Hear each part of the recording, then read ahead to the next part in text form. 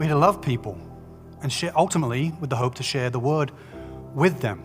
So we want to be sowing those seeds. But of course, as I mentioned, our mission goes beyond just that. Yes, that's a glorious thing to see people come to Jesus, but our mission extends beyond that. So we want to continue to care for the poor and the needy, the downcast, the vulnerable.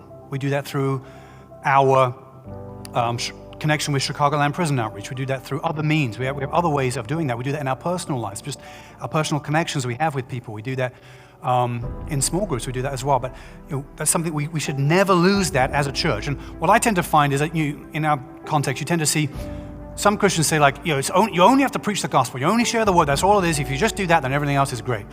And but then on the other side, you have Christians who say, no, we just serve the poor and the needy. We just do that. That's the big thing. That's the main thing. And you should have those two sides of it. Now ask yourself, which side are you on? Which side do you tend to be on? Here's the Bible's version of this, because that's a false dichotomy. The Bible is do both. You always do both. You do both. But the word does come first. That is a really important distinction. If you reverse it, and your ministry to the poor takes over and comes first, then what happens is, and you see this in church after church, organization after organization, over time, you diminish the true core of your Christian faith.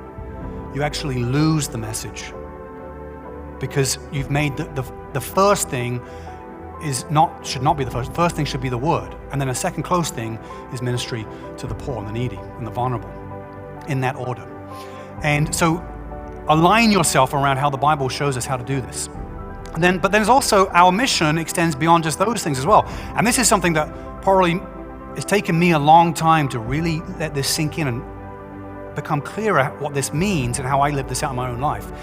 But it is to see, for each of us to see our work, all of our activity, as not just as a career, but as a vocation.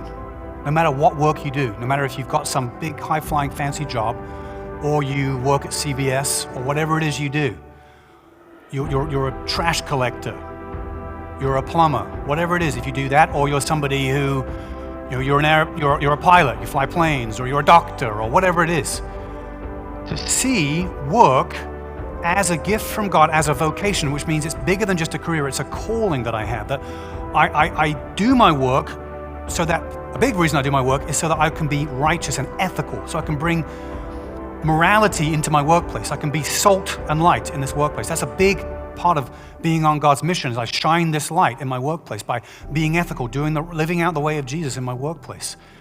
And so that another dimension to it, as well as that I'm here to solve problems. Christians, we should see ourselves as problem solvers. Hey, the world's full of evil, full of suffering. We're here to alleviate it. We're here to shine the light into it.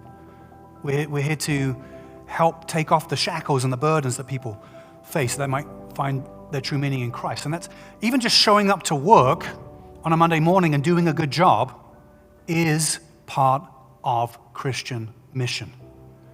Of course, we hope that we can share our faith with those that we work with. Of course, that'd be wonderful. But in Genesis, at the beginning of the Bible, what does God tell the people he made? Go forth, multiply, fill the earth, work it, cultivate it, create. He's basically saying create culture, create things, tend to it. And so out of that emerge all the different fields of study and all the different forms of work come out of that. And that's God's mandate, God's initial mandate, God's initial mission to us of how we're to live in the world. And this is part of God's renewing work. We need to start to see all of our activity, whether it's we're doing hospitality, or hey, we're in a small group, or I'm here at church on a Sunday, or I'm traveling on some trip somewhere else, or whatever it is I'm doing, it's all God's renewing work.